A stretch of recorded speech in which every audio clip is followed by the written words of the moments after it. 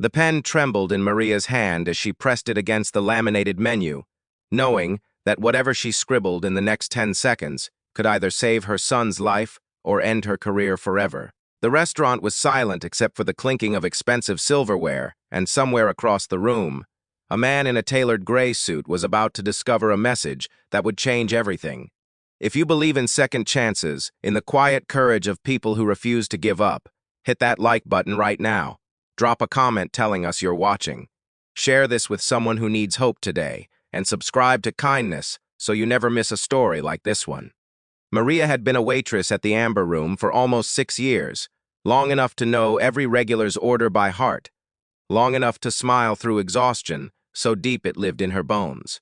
She was 34, a single mother raising an 8-year-old boy named Eli, who had been diagnosed with a rare kidney condition 18 months earlier. The medical bills had swallowed her savings first, then her small apartment security deposit, then whatever dignity she had left when she started asking coworkers for loans she couldn't repay on time.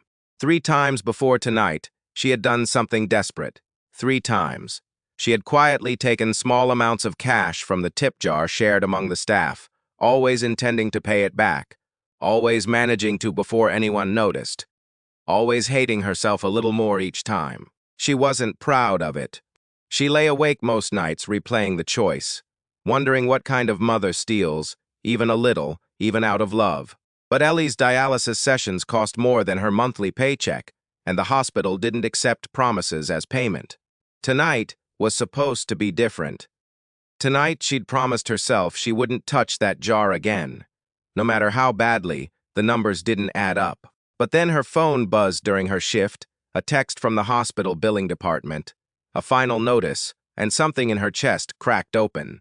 She stood in the back hallway by the walk-in freezer and cried for exactly 90 seconds before wiping her face, fixing her ponytail, and walking back onto the floor because the tables still needed serving and rent still needed paying, and none of her pain was anyone else's problem.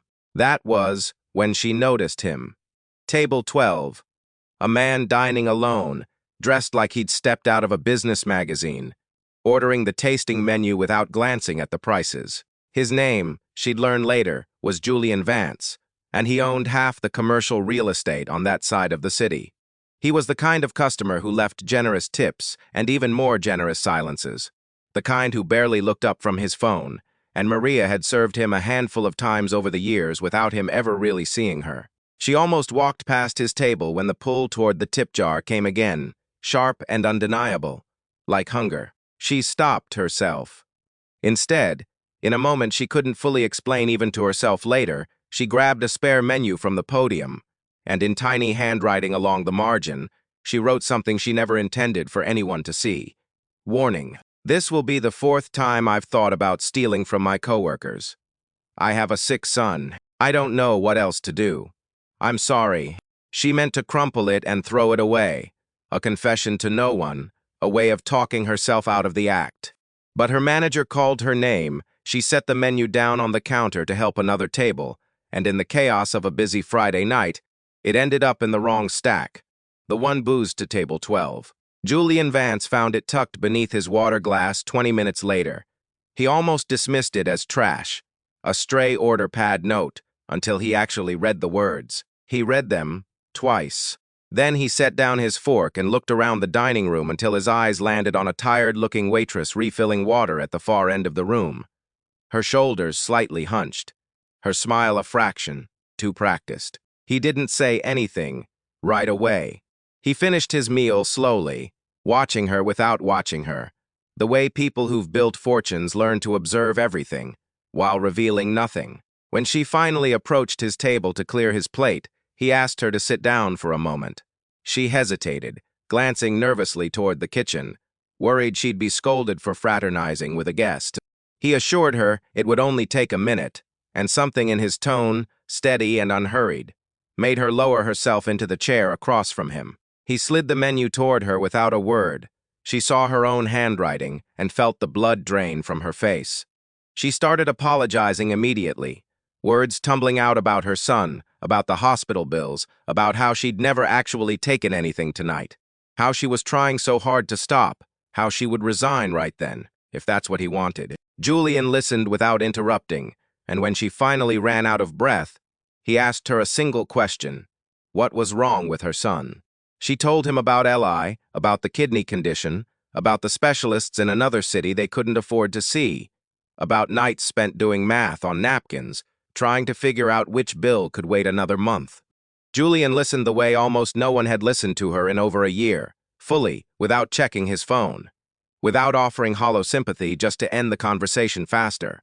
When she finished, he told her something she wasn't expecting. He said that 15 years earlier, before the real estate empire, before the tailored suits, he had been a scared, broke young man whose mother had died because they couldn't afford the treatment that might have saved her. He said he had built his entire life around a promise he made at her funeral, that he would never again stand by while someone he could help suffered in silence.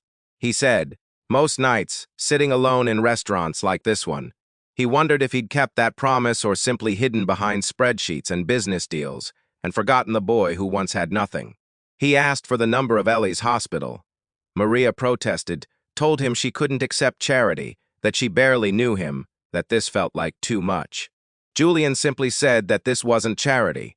It was a debt he owed to a memory, and she happened to be the person standing in front of him when he decided to finally pay it. Within a week, Eli was transferred to one of the best pediatric nephrology programs in the region, every cost covered quietly through a foundation Julian ran, but rarely publicized. Maria kept her job, though she never touched that tip jar again, not because she needed to resist temptation, but because she finally had no reason to. Julian became, unexpectedly, something like family, checking in on Eli's progress, showing up at the hospital sometimes with ridiculous stuffed animals that made an 8-year-old boy laugh through IV lines and hospital gowns. A year later, Eli's condition stabilized enough for the doctors to speak the word remission out loud for the first time. Maria stood in that hospital hallway and cried again, but this time it wasn't 90 seconds of hidden grief by a freezer. It was relief pouring out of her in front of people who actually cared whether she fell apart or not. If this story touched something in you, if it reminded you that a stranger's kindness can rewrite someone's entire life, please take a moment to like this video, leave a comment, and share it with someone who might need a little hope today. And before we close this story, I want to ask you something small but meaningful. Comment the word kindness below if you believe people deserve second chances, because somewhere out there, someone reading this might need to hear that they're not beyond redemption. Maria never stole again, not because she was punished, but because someone finally saw her struggle instead of her mistake. And sometimes, that's all it takes to change a life forever.